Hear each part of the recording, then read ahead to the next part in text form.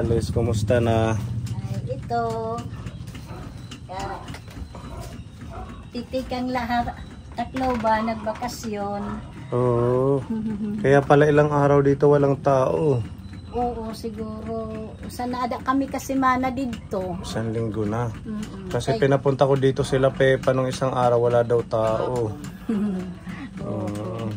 Buksan natin to. Sir, oray pa naman ang puro kanan. Bakit? Nasaan ang upuan nyo?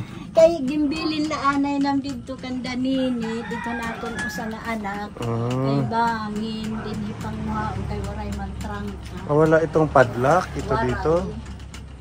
Dito ko lang nagimbilin. Ibig sabihin, umaalis kayo na walang kandado yung bahay? Dati may kandado yan pero nasira na. Dito na lang tayo sa sahig. Opo. Ang sahig nila medyo May kung saan tayo. may mapupuanan, mapupurukan. Style lang yan, Nanay Alice. Di ba yung mga ganyan? Mga butas na talaga. Malalim pala yan. So kahit magkandado din sa pinto, ito dito bubuksan lang sa sahig. Ada pa dida. Dida. Atlet pinandutan na Sa dito ako, banda sa medyo matigas-tigas. Upo ka pa dito ka kay ano, kay sino ba to? Escudero. Diyan. Pag mo upuan sa Escudero, kay senador natin yan. Wala naman siya dyan. Madami kang gulay. Ano yung mga gulay mo? Kinuha ko kanina, dida at tabok. Tanim mo yan? Upo. Tanim ko po yan. Tapos ito, tinatawag namin na Chinese malunggay. Chinese malunggay? Kung may Philippine malunggay, may Chinese din pala. Chinese malunggay tawag. Ito? Isa naman, ang lalaki. Ano naman agitway. Ito agitway, ano? Ano naman mga sitaw. Nag-harvest ka na? Ang daming harvest, ano? Kay ang iba nga ni kinuha nahan kaibigan ko, kay pinagbilin ko, sabi ko hindi naman si Nini yung anak ko parati makakapanguha kay may anak man. Pinagbilin ko na lang sa kaibigan ko, sabi ko kay sa ibang tao yung kumuha. Kasi nandyan lang to sa gilid ng kalsada. Opo, sir. Oo. Ngayon lang ako nakaano na ito na kinakain pala. Masarap din masarap ito, yan. ano, sa gulay na munggo, sinasahog. Pwede rin sa tinulang manok. Chinese ano? Malunggay. Malunggay ang tawag. Mabango yan. Ito, nasubukan nyo na to. Kadalasan pag nag-ano kami ng manok, yan yung isinasahog. Tinula. Parang alam ko dito bumubulak-lak eh. Oo. Opo, Diba? bumubulak yung bulaklak po niya, sir, dito po na ano, tumutubo. Kinakain din ng bulaklak. Hindi po. Yung dahon lang. Ang dahon lang. Oh, yung malunggay kasi na, yung malunggay talaga, maliliit ang dahon. Opo.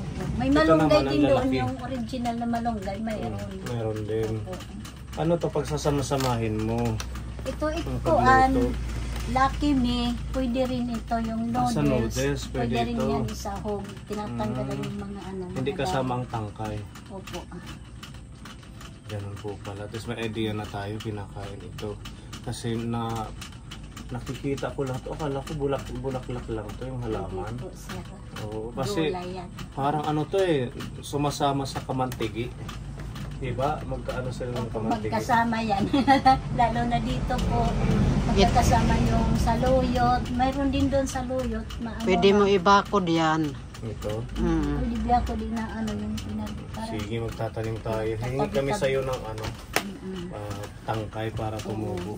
Damo, sir. Ano lang ang tanan, sir? Wag, kukuha na lang Pati kami kuan, doon. pati sitaw. Ha? Ano lang, pati sitaw. Nakain kat gulay. Hindi, gugulayin mo yan. Ay, sir. Sige lang kayo kukuha ko hidyo. Ano siya lagi at hindi rin magugulay. Aso si Joanne, nasa Tacloban pa. Opo. Iniwan nyo. Opo, kayo rin pamasahe. Hindi makasabay pag uwi. Sino yung pinuntahan nyo doon? Yung isang anak ko po. Yung isang anak ko. So yung pamasahe, pabalik, hahanapin mo pa or meron na siya? Inutang muna doon sa anak ko. Tapos 'di ba nag payout ng ano ng senior, kaya iyon ang inaasahan kong pambayad. Pagbalik ko doon, babayaran. Kaya ka lumuwas ngayon dito sa Borongan kasi Opo. payout ng senior. Opo. So nakuha mo na yung sa inyo. Opo. Oh, di ba? At least meron ka ng pamasahe pabalik, Mayroon na po, papunta sir. doon at saka pabalik nyo ni Ate Joanne. At least nakabanding mo muna yung anak mo yung bakasyon. Opo. Ano yun? May apo ka na doon sa kanya. Mayroon po isa. Ba't hindi na lang kayo doon tumira sa anak mo? Nag-aaral pa Tacloban. naman po. Gusto nga po ng anak ko doon. Kaso naman po si Joanne, paano naman po iyon? Ayun, Nag-aaral siya. pag-aaral niya, ano? Opo. Yun lang. Wala naman dito kasama. Patapusin na lang siguro si Joanne ng elementary. Yun na nga po. Tapos lipat kayo doon sa anak mo. Opo.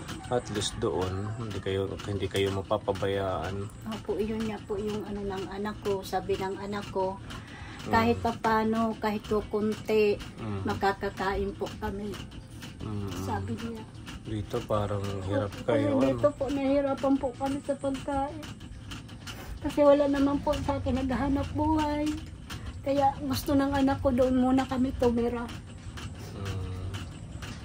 Susulitin niyo muna itong hanggang July Opo. bago kayo bumalik dito.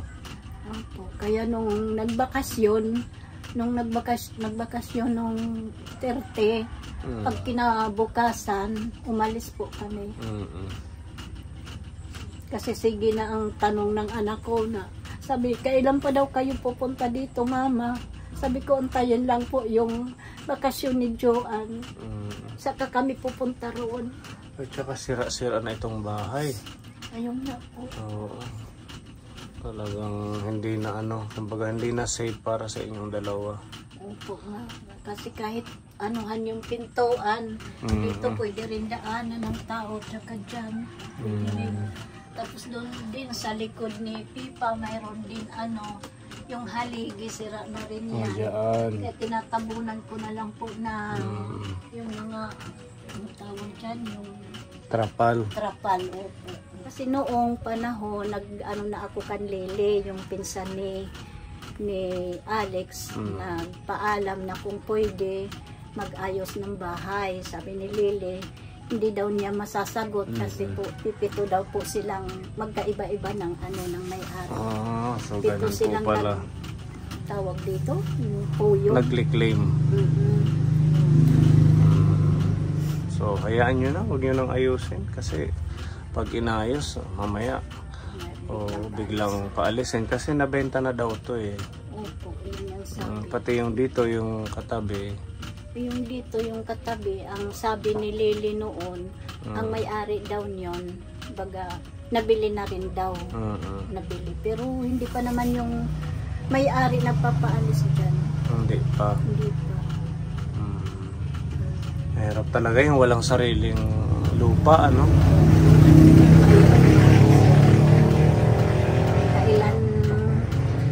Kailangan ng may-ari. Papaalisin anytime. Paalisin ka. Ito naman, wala rin naman tayong kasulatan, gano'n na kung hanggang kailan.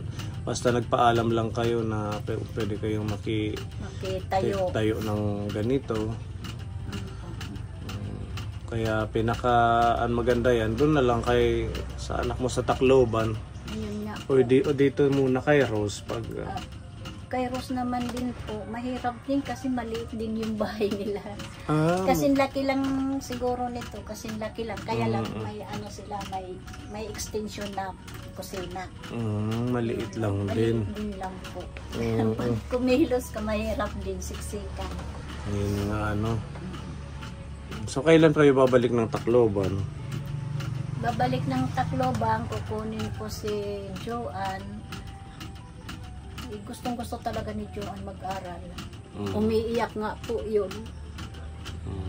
At sabi ni Joanne, Mama, sasama na ako, sabing gano'n kasi auno daw, magpapasokan na daw. Sabi ko, hindi pa tayo sure kung auno magpapasokan niya kasi hindi pa natin nakakausap yung teacher. Ang sabi naman ni Joanne, kahit na mama gusto ko nang umuwi. Gusto daw niya mag-aral. Ayaw tumigil. Pwede balik kayo bago magpasukan. Ayun nga po. Kailan ang balik niyo, ang luwas niyo ng Tacloban? Pag hindi bukas, buro buwas. So paano yung ayuda natin? Kasi hindi naman natin pwedeng iwan dito. Kasi aalis pala kayo bukas o sa isang araw. Hindi kami magtatagal kasi po din yung sabi kanina inano din in-announce sa ano yung taga DSWD sa Region 8 na yung mga senior lahat daw pag aanuhin yung tawag dito pag titingnan daw bawat bahay, titingnan daw kung talaga papasana sa pagka-senior indigent. Ay, ganon. Opo, kasi mayroon daw mga senior na mayroon mga pensyon, may senior daw na mayroon mga anak na abroad. Yun yung inaano nila. Yun po, gusto nila tanggalin. CCI tapos Opo. tatanggalin para mapunta na lang yung mga senior citizen benefit dun sa talagang walang wala. Sa mga senior po na talaga indigent. Pero mayroon naman din ko sabi ng nag-announce kanina, kung kahit may anak ka na abroad, kung hindi naman daw nasusuportahan, ganun, may ganun din. Pwede naman daw ipasa sa indigent sa senior. Sabing ganun. Kaya hindi kami magtatagal doon, baka mag-CI sila, walang tao dito. So kailangan makabalik tayo kaagad kasi syempre pag walang tao dito isipin na wala palang tao dito, edi wag nang ituloy yung sayo. Opo. Kung mga eskwela hijuan, grade ano na itiya na? 4. Grade 4 na. Opo. Kay pag eskwela niya, gindiretso matiyahang grade 2, waray pag grade 1, grade 2, tapos nag grade 3, tapos mag grade 4 na yan na napasukan. Kasi baka kunin itong ayuda. Galing po ito sa sa Bahay Kubo Group. Di ba last time binigyan din kayo ng ayuda ng Bahay Kubo Group nila Sir Eddie Boy, Tita Sidring, Tita Neri Baldos, Tita Lily Dineros. Ayan, napili na naman kayong ayudahan nila ngayong buwan. Halagang po ito, 2,800 na groceries. Kasi kanina nakasalubong natin si Nanay Alice, papunta tayo dito. Bibili sana kayo ng bigas. Opo, bibili sana ako ng bigas. Nagharing, siguro di mo rin pagdukot.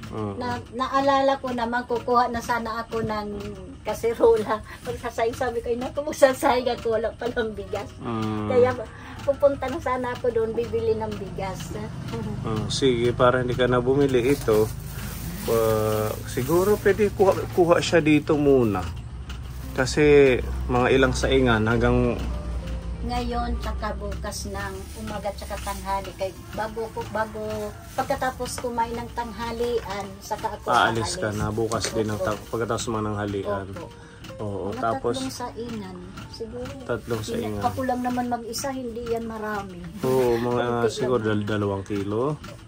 Marami na yung 2 kilo, kahit 1 kilo. Para safe, inaalala namin baka pag umalis ka mawala dito. Opo sir, mas maigi na lang po na doon muna yan kasi walang tao po.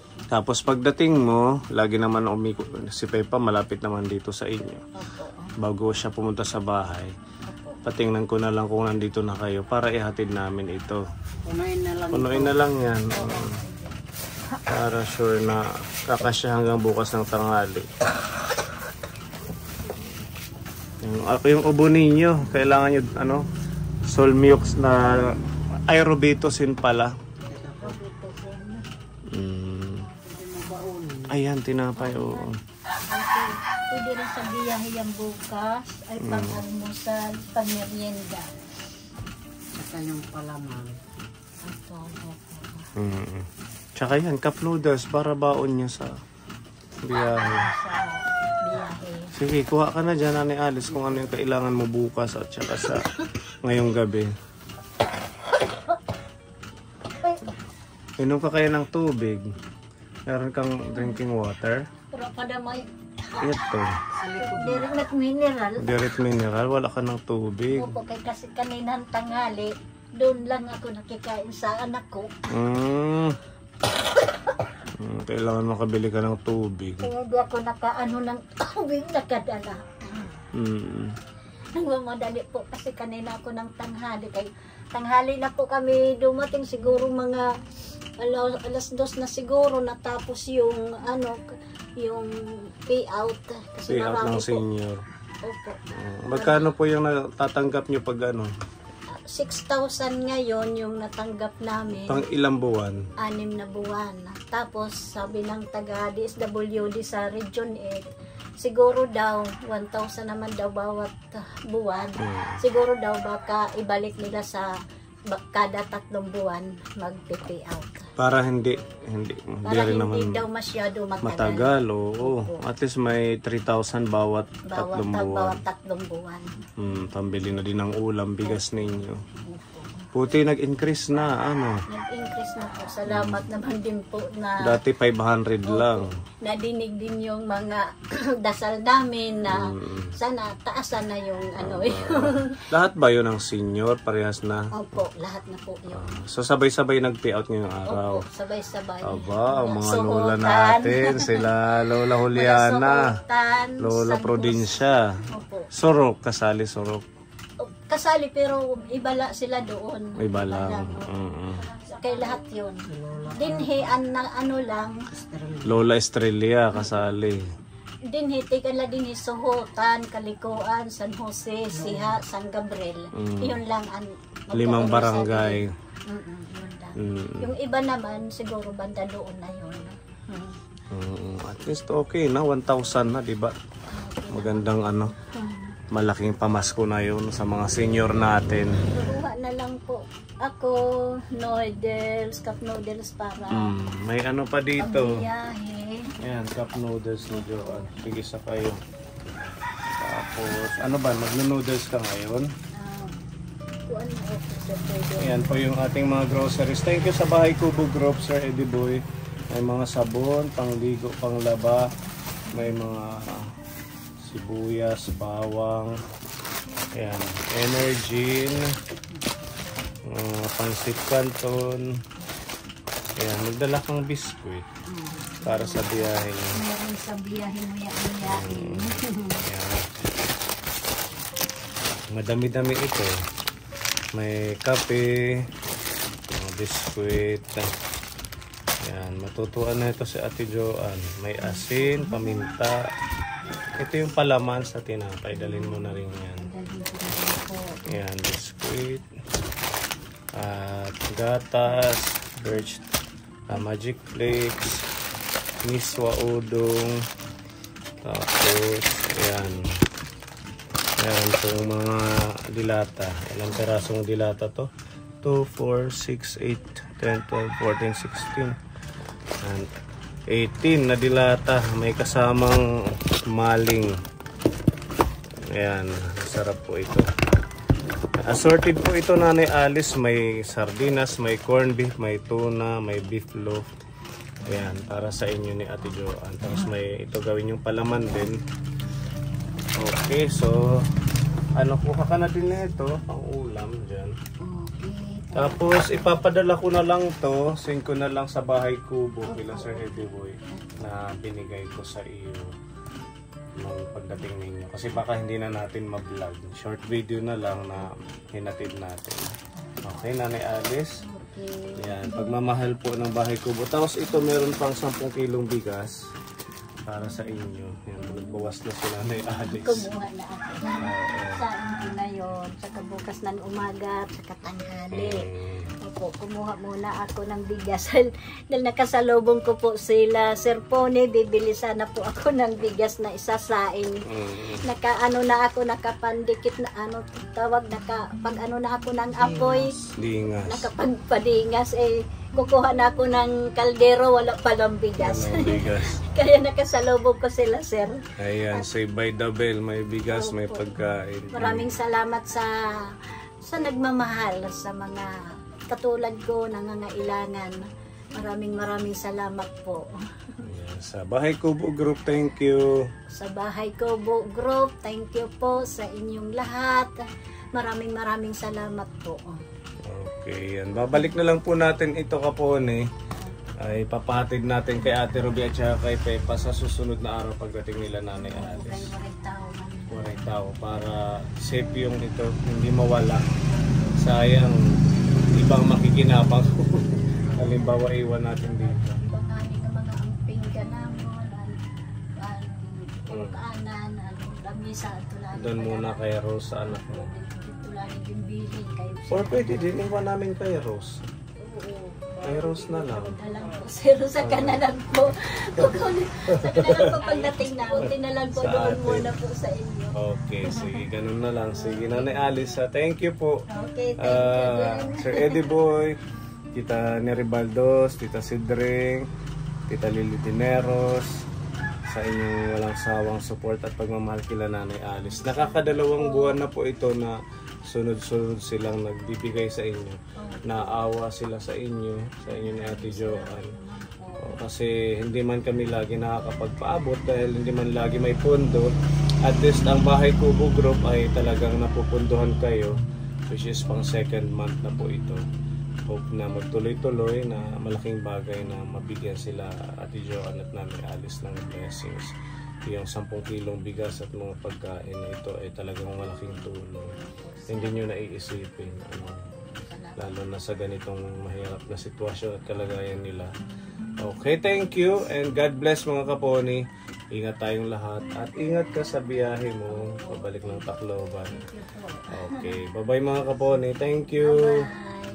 Salamat din po sa pagmamahal po ng Bahay Kubo Group. Maraming salamat po na bigyan pa po kayo ng malulusog na pangangatawan bawat isa sa inyo po.